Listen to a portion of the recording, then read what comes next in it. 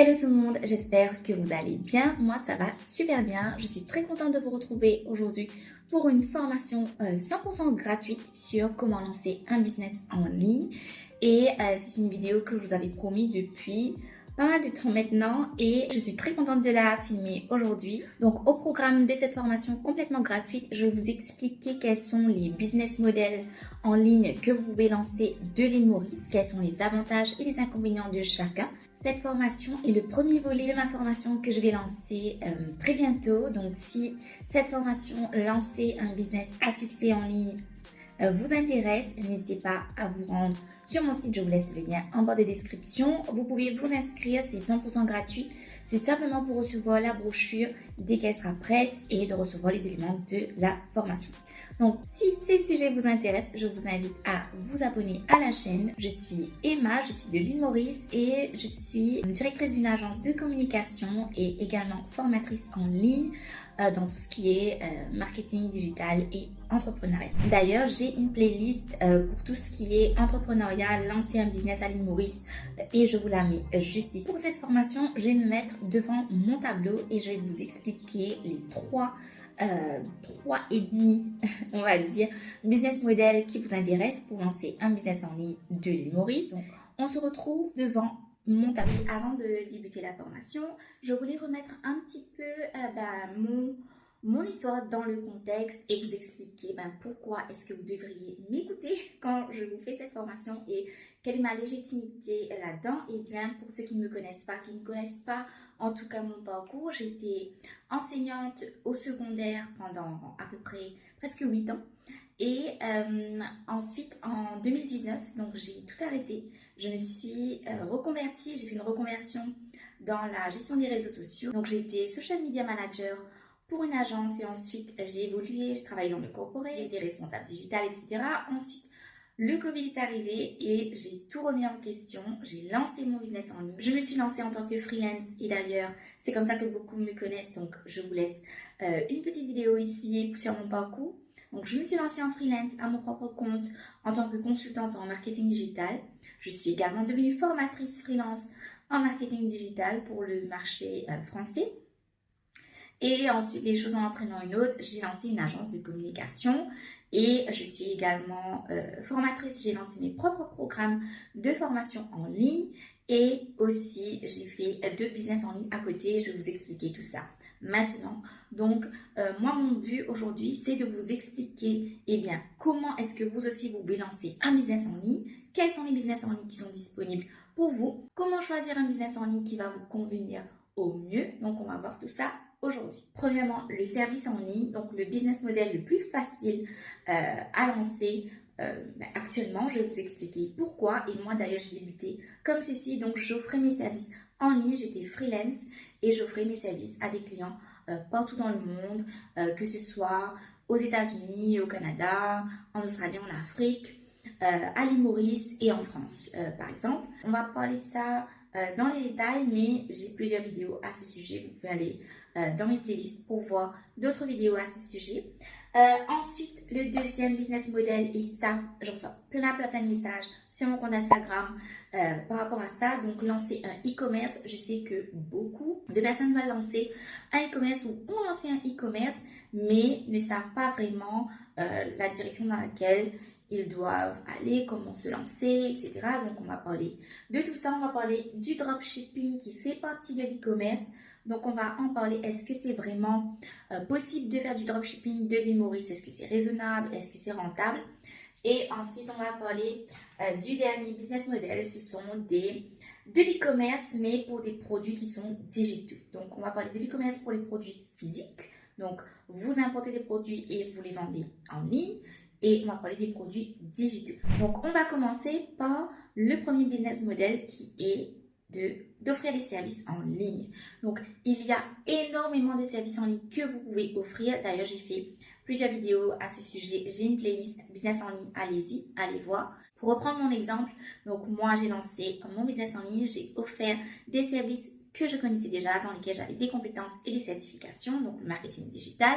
Et c'est comme ça que j'ai lancé mon business en ligne. Comment ça se passe quand vous lancez un service en ligne, surtout quand vous êtes freelance? Eh bien, vous pouvez travailler de peu importe où dans le monde. Donc moi, j'ai eu la chance de pouvoir travailler de chez moi. J'ai fait construire un bureau, ce bureau justement, juste avant le premier confinement, parce que j'avais pour optique de me lancer à mon propre compte et de travailler de la maison. Donc, j'ai transformé cet objectif en réalité et du coup, je travaille de chez moi. Mais je peux travailler aussi de l'étranger. Je peux travailler de plusieurs espaces de coworking. Donc, vous voyez sur mes réseaux sociaux, je suis à peu près sur toute l'île et je peux travailler d'un autre pays. Donc là, par exemple, j'ai envie d'organiser un voyage, mais je vais continuer à travailler du pays de là où je serai. Donc ça, c'est le très gros avantage de lancer un service en ligne. Vous n'avez pas besoin de vous déplacer, vous pouvez offrir des services virtuels. Donc vous pouvez offrir des services. Donc comme moi dans le marketing digital, c'est vaste.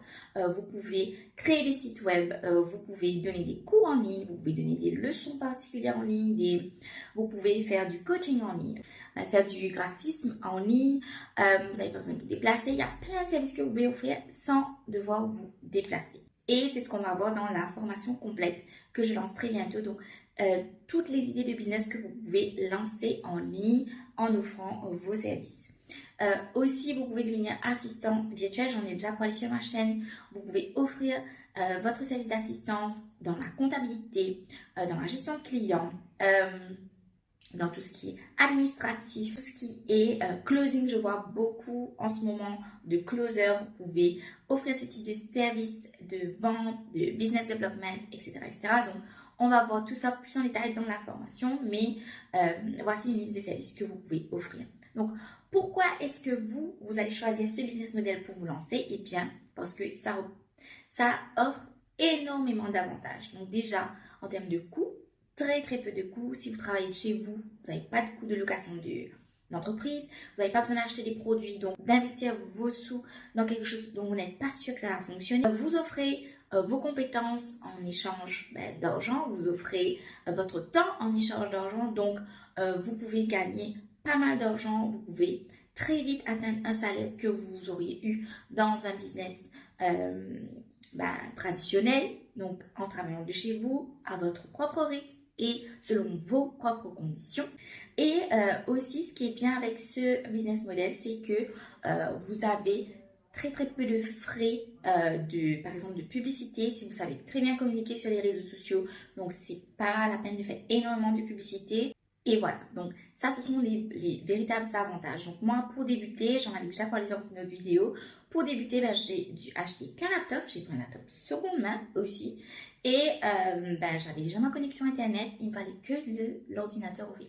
Et ensuite, j'ai investi dans un téléphone portable parce que comme j'offre des services de gestion de réseaux sociaux, il fallait que je prenne du bon contenu. Donc, j'ai investi dans un téléphone qui coûtait quand même assez cher. Mais ça, c'était après quand j'ai eu des sous pour payer le téléphone. Donc, vraiment investissement extrêmement minime. Maintenant, si vous n'avez pas comme moi un bureau de chez vous, que vous ne pouvez pas travailler de la maison, vous pouvez aller dans des espaces de coworking pour travailler. Ça coûte vraiment pas cher. Vous pouvez vous renseigner. Je vais vous mettre quelques infos dans la barre d'informations.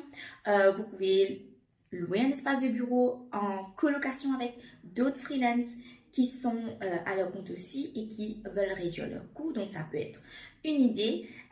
Donc, ça peut être un travail collaboratif. Donc, ça, c'est un business model qui est vraiment très facile à mettre en place. Du jour au lendemain, vous pouvez mettre ce business model en place. Vous aurez besoin d'un ordinateur, une bonne connexion Internet, peut-être un téléphone si vous passez des appels, si vous offrez des services administratifs ou de réceptionniste ou ce genre de choses. Un téléphone, un casque. Et ensuite, vous aurez besoin d'un endroit pour travailler. Et c'est à peu près tout. Donc voilà. Et commencez à communiquer sur les réseaux sociaux pour vous ramener des clients. Les inconvénients maintenant de lancer des services, d'offrir des services en ligne, eh bien c'est que déjà, vous offrez votre temps contre de l'argent. Et vous arriverez vite à un certain seuil où vous ne pourrez pas donner plus de temps pour avoir plus d'argent. Donc vous allez vous épuiser comme moi, je me suis épuisée et vous allez devoir peut-être recruter ou prendre les services d'autres freelances pour vous aider à augmenter la quantité de services que vous pouvez offrir et le nombre de temps que vous pouvez offrir à vos clients. L'autre inconvénient également, c'est que vous êtes en contact permanent avec les clients. Donc, quand vous offrez un service, vous êtes en contact permanent avec les clients et ça peut être très drainant, très épuisant, difficile à gérer. Sur la santé mentale, je trouve que c'est le business le plus difficile d'offrir un service en ligne, d'être en contact tout le temps avec des gens, tout le temps. Et la partie administrative est très élevée aussi, donc il faut s'en rendre bien compte. Moi, c'est ce que j'ai le moins apprécié dans ce type de business model, c'est qu'on est en contact permanent avec les gens et c'est pas évident de travailler avec beaucoup de gens, beaucoup de personnalités, de gérer des clients, gérer les humeurs, gérer les projets, gérer les retards, etc. Ça devient assez compliqué, surtout quand on a beaucoup de clients. Si vous avez 2 ou 3 clients, ça va encore, mais si vous dépassez, je dirais les 5 clients, ça commence à devenir très compliqué à gérer. Avec ce business model, eh bien, vous allez vous mettre, vous, je dirais pas en porte-à-faux, mais c'est un risque de vous mettre, vous, en tant que, comment dire, le business va reposer sur vous, sur vos compétences, donc il faudra les développer tout le temps. Donc moi, je développe mes compétences tout le temps. Tous les jours, je regarde des vidéos, je me forme, j'achète des formations, je cherche des formations gratuites en ligne, je vais m'inscrire à des masterclass, je m'inscris à des formations en ligne, j'écoute des podcasts. Donc, pour développer mes compétences, il faut que je sois tout le temps en train d'innover. Donc, ça, c'est vraiment, il faut vraiment un investissement personnel qui est assez énorme quand vous offrez des services en ligne, surtout quand vous êtes en freelance. Maintenant, vous pouvez offrir des services en ligne, mais avoir une agence comme j'ai aujourd'hui. Vous allez recruter des personnes pour faire le travail à votre place et vous, votre travail, ce sera de chercher des clients pour l'agence, pour l'entreprise en question. Un exemple, vous lancez un service de virtual assistance, d'assistance virtuelle.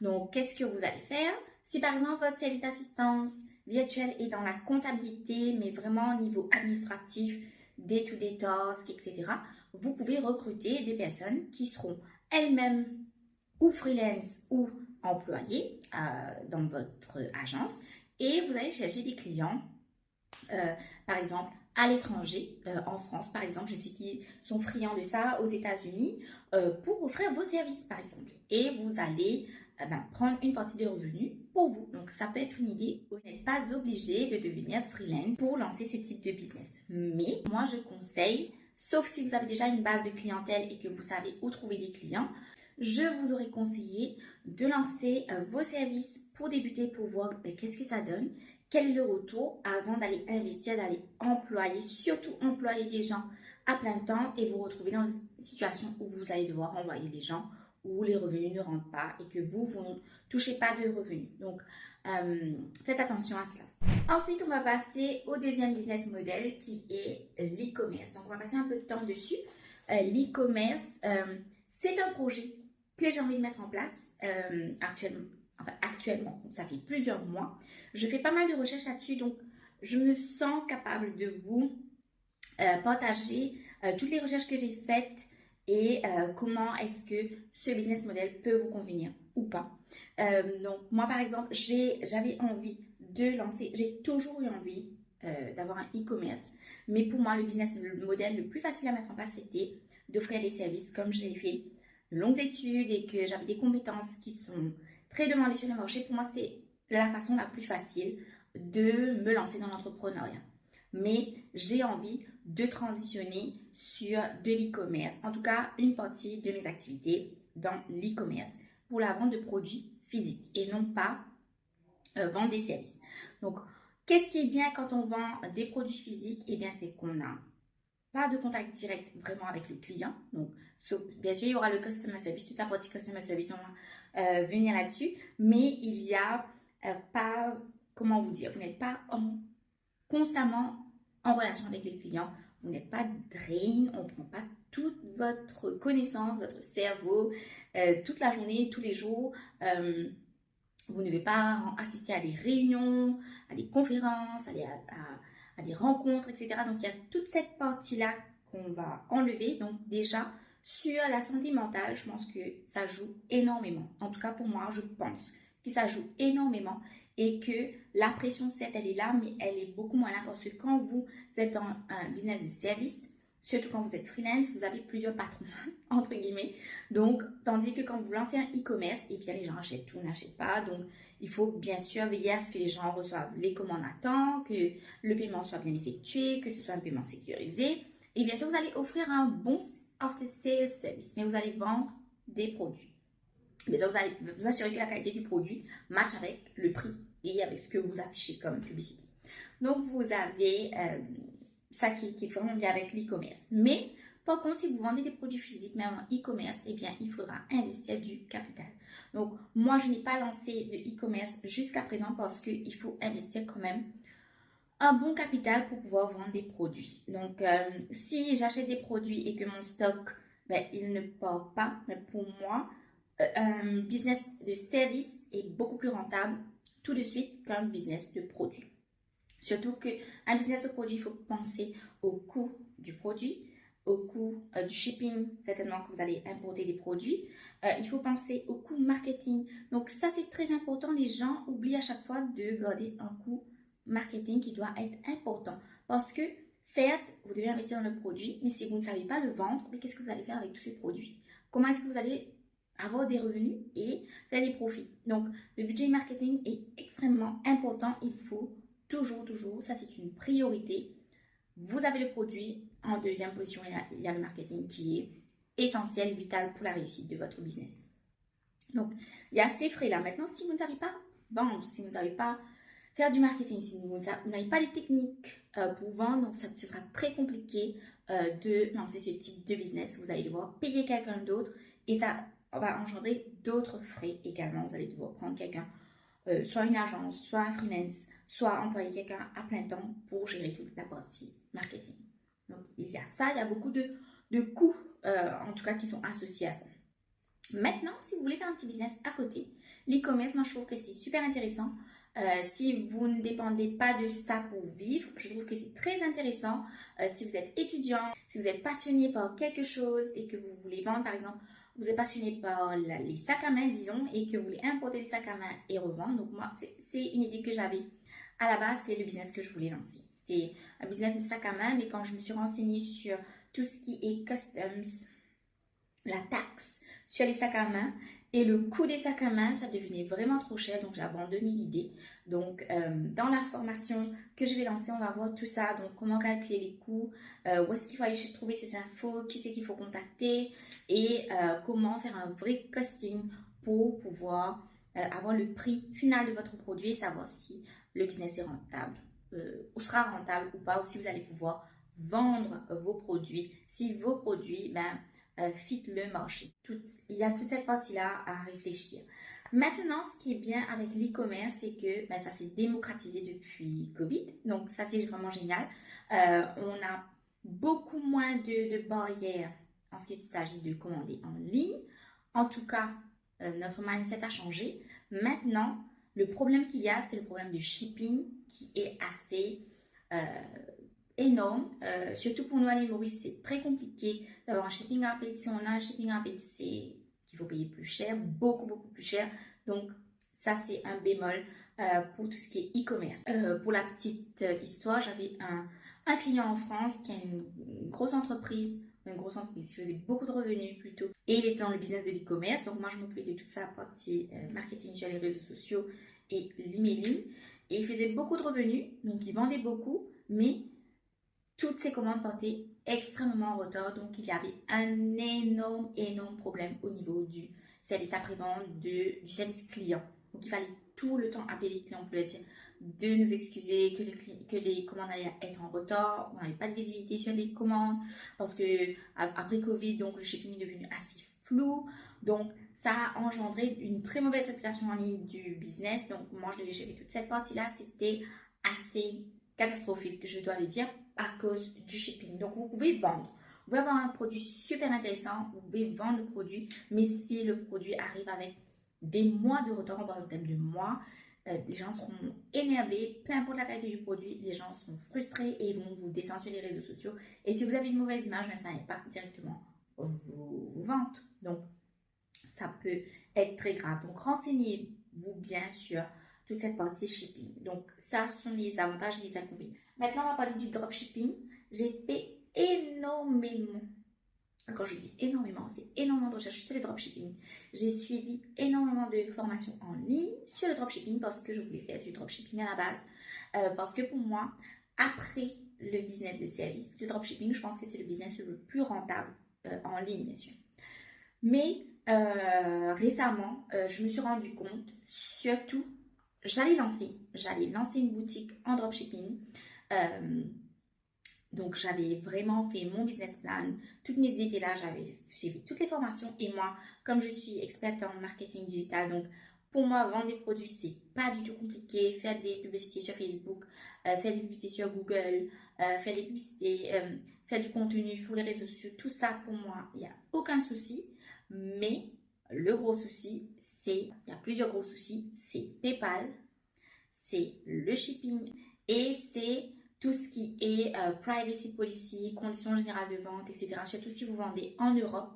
Tout ça, c'est très important. Toute la partie légale est très, très, très importante quand vous faites du dropshipping.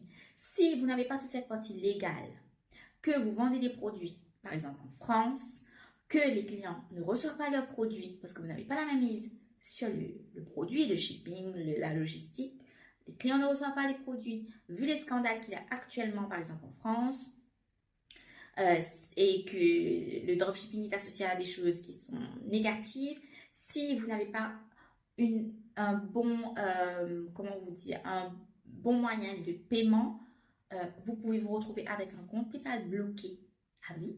Donc, vous ne recevrez plus de paiement. Vous pouvez être bloqué de Facebook, des publicités Facebook, et vous allez devoir prendre le compte de votre mère, de votre voisine, de votre cousin, cousine, etc. pour pouvoir faire de la publicité. Donc, c'est très, comment vous dire, c'est pas facile. Quand on le voit sur les réseaux sociaux, on a l'impression que c'est super facile, le dropshipping, ça change la vie, on devient multimillionnaire, etc. Mais nous, de l'île Maurice, c'est compliqué. Pourquoi? Parce qu'on n'est pas, par exemple, en Europe ou aux États-Unis. On n'a pas cette proximité géographique déjà.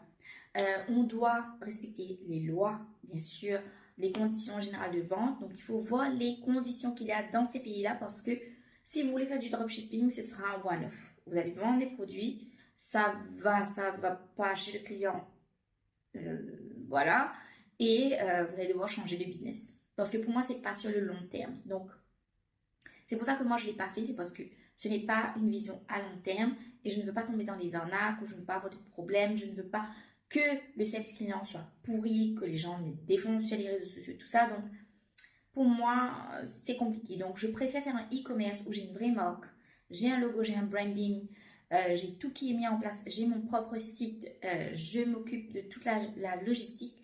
Pour moi, c'est mieux. Maintenant, à vous de voir si vous voulez lancer, faire du dropshipping ou pas. Donc, dans la formation, on va surtout parler de l'e-commerce. Donc, comment lancer une marque en ligne, comment faire des lancements de nouveaux produits sur votre boutique. Donc, il y aura tout cet aspect marketing qui est, comme je vous l'ai dit, primordial. Donc, quand vous faites du dropshipping, votre travail, c'est faire du marketing. Donc, si vous n'avez pas de connaissances, des compétences en marketing, en publicité, etc., ben, qu'est-ce que vous allez faire avec du dropshipping? Donc, pour moi, il faut suivre une formation très calée sur le dropshipping pour pouvoir faire du dropshipping. Si vous allez vous lancer un peu n'importe comment, si vous n'avez pas de compétences en marketing digital, ben, votre business model, ben, il va pas fonctionner. Donc, c'est bête de prendre ce business model. Vous allez investir des sous dans la publicité, vous allez perdre tous vos sous, vous n'allez pas avoir de revenus. Donc, voilà, pour la partie e-commerce. Donc, on va passer à la troisième partie qui est la vente de produits digitaux. Donc, les produits digitaux, je les ai testés et j'approuve. Vous avez énormément de façons de vendre des produits digitaux en ligne, mais les produits digitaux qui sont les plus populaires et qui sont assez lucratifs, ce sont eh bien, les templates, par exemple. Vous avez des formations en ligne qui sont préenregistrées et vous avez tout ce qui est e-book. J'ai testé plusieurs produits en ligne que je vends vraiment, en fait, que j'ai vendu vraiment pas dans une optique de d'en vivre ou de faire des profits ou quoi que ce soit, mais c'était vraiment pour tester et voir si ça fonctionne ou pas, surtout à l'île Maurice, parce que c'est pas courant de vendre des produits digitaux. Donc, par exemple, vous allez vendre un e-book ou un guide à télécharger, c'est en PDF, donc les gens veulent, eux, avoir quelque chose d'imprimé, de tangible. Et ça, c'est une barrière aux produits digitaux. Par exemple, pour une formation, donc pour les formations, moi je l'ai fait, c'est mi-produit digital, mi-service que je vends directement en ligne parce que je fais des formations en live. Mais il y a toute une partie de produits digitaux que j'envoie par mail. Donc c'est un mix, vous pouvez songer à ce type de business model aussi. Moi j'ai vendu un produit digital que vous pouvez retrouver sur mon site d'ailleurs, c'est mon budget planner. Franchement, j'aurais pas cru, mais sans vraiment faire de la publicité, enfin j'en fais pas, j'ai pas fait de publicité. Je l'ai montré sur un post et dans une vidéo. Et sur TikTok, j'ai fait une vidéo où j'expliquais comment économiser de l'argent, mais je montrais que j'utilisais mon budget planner que j'ai fabriqué à la base pour moi-même. Hein. C'est vraiment pour moi et je l'ai mis disponible en vente à un prix vraiment ridicule à 89 roupies sur mon site. Ben, les gens continuent d'acheter de temps en temps. Donc, j'ai des sous qui rentrent sans vraiment grand effort. Donc, je trouve que c'est vraiment intéressant comme business model.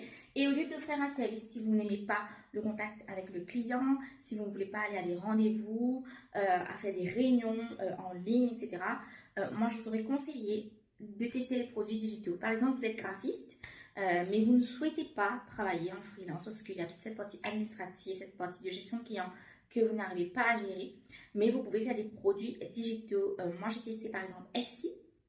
D'ailleurs, dans la formation, on en parle beaucoup. Donc, tous les sites où vous pouvez vendre vos services ou les produits digitaux, où vous pouvez maximiser les revenus que vous pouvez avoir. Donc, moi, j'ai testé Etsy. J'avais fait des visuels pour mettre dans des cadres parce que j'avais fait ça pour moi à la maison. Donc, j'ai enlevé les cadres. C'est dans une chambre. J'aurais pu vous les montrer, mais j'ai fait mes propres visuels pour mettre dans des cadres.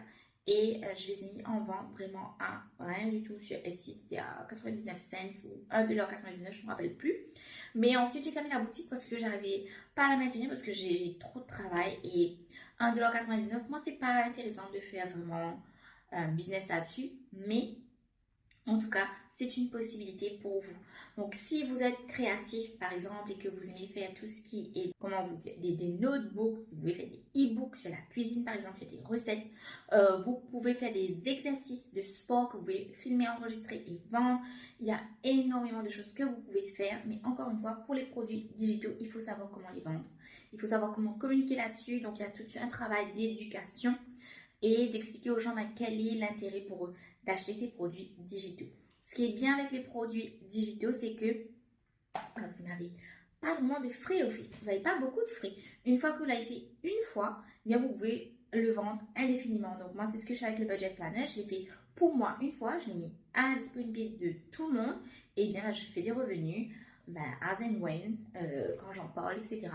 Ce que je trouve vraiment génial avec les produits digitaux également, c'est que un produit digital peut devenir plusieurs produits digitaux. Par exemple, vous faites une formation en ligne, un produit digital, vous faites des e-books par rapport à cette formation, d'autres produits digitaux, vous faites des templates pour matcher avec l'e-book, c'est un autre produit digital, mais ça va avoir le temps de les réaliser. Ça, c'est un souci avec les produits digitaux, c'est que pour lancer le premier produit, il faut beaucoup de temps, d'investissement de son temps, de ses connaissances pour créer le produit, mais ensuite vous pouvez récupérer les sous indéfiniment.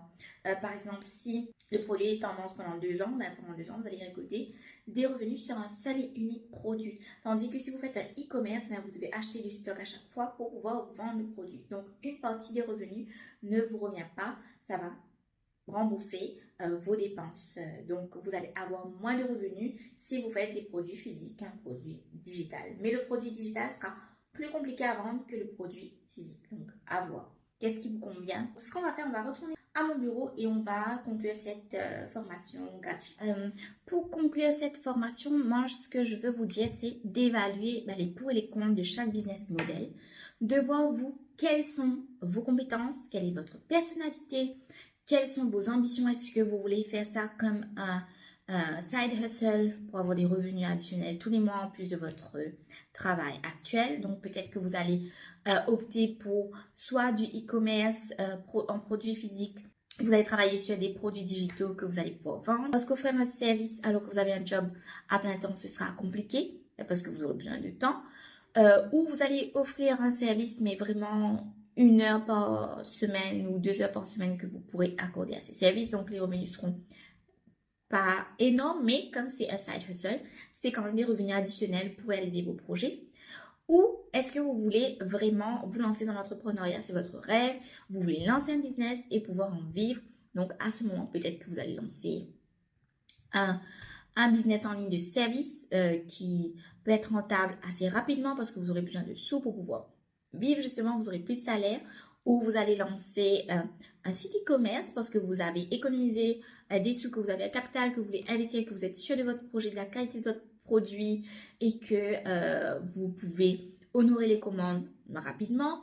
Ou vous allez vous lancer également dans la vente de produits digitaux en plus d'une activité, par exemple, d'avoir un service en ligne que vous offrez. Moi, ce que je peux vous dire également, c'est de faire une recherche de compétiteurs. Par exemple, pour moi, qui est une agence de communication marketing digital, c'est compliqué parce que j'ai énormément de compétiteurs. C'est un business qui est facile à mettre en place, comme je vous l'ai dit, mais vous avez énormément de compétiteurs. Et je me rends compte aussi qu'une bonne partie, je dirais même la moitié de mes compétiteurs, n'ont pas vraiment les compétences et se sont lancés parce que, encore une fois, c'est un business facile à mettre en place.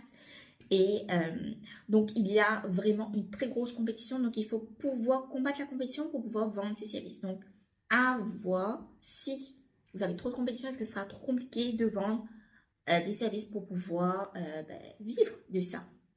Donc, vous avez toute cette partie-là à prendre en considération.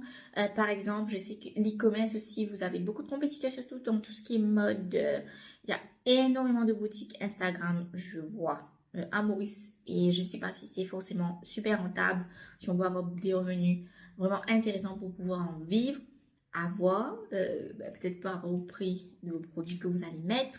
Donc, il faut penser à tout ça, penser à vos coûts, aux compétiteurs, à vos compétences. Est-ce que vous avez des compétences spécifiques que vous pouvez mettre au service d'autres personnes, justement, ou est-ce que vous avez, je ne sais pas, de la créativité, que vous voulez lancer un produit digital, créer un produit digital, ou travailler avec un graphic designer qui va créer votre produit digital et que vous avez des compétences en marketing pour pouvoir vendre ce produit digital. Donc, à voir, vous, qu'est-ce qui vous convient le mieux. Vous choisissez votre business model et vous vous lancez. Donc, si vous avez besoin d'un accompagnement pour lancer un business à succès en ligne, que vous soyez freelancer ou que vous voulez lancer une entreprise qui aura des opérations à 90%, 100% en ligne. Donc, n'hésitez pas à vous inscrire sur le lien que je vous mets en barre d'informations. Inscrivez-vous sur le site dès que la brochure est faite, dès que le programme de la formation est complété. Je vais vous l'envoyer par mail. Et vous verrez si vous voulez vous inscrire. Donc cette formation, elle sera sur plusieurs semaines et elle sera en ligne. Je pense également peut-être en faire que 2 par an parce que je vais mettre énormément de ressources dans cette formation et je ne veux pas l'étaler sur plusieurs mois, sur tous les mois. Donc à voir l'année prochaine qu'est-ce que ça va donner. Mais si vraiment vous êtes intéressé, donc n'hésitez pas pour avoir la primeur sur les infos et prendre les premières places de la formation parce qu'il y aura un nombre très limité de participants. Voilà, donc n'hésitez pas à vous inscrire sur mon site. D'ici là, je vous laisse avec les vidéos de ma chaîne YouTube. Vous avez plein de ressources sur tout ce qui est business en ligne. Je vous invite à aller voir les vidéos, à vous documenter sur tout ce qui est business en ligne. Et s'il y a quoi que ce soit, si vous avez des questions, n'hésitez pas à m'envoyer un message sur Instagram. Je vous répondrai avec plaisir et dans la mesure du possible, surtout si j'ai les réponses à vos questions. Et d'ici là, on se retrouve très vite sur ma chaîne pour une autre vidéo. Je vous dis à très vite. Je vous embrasse. Ciao, ciao.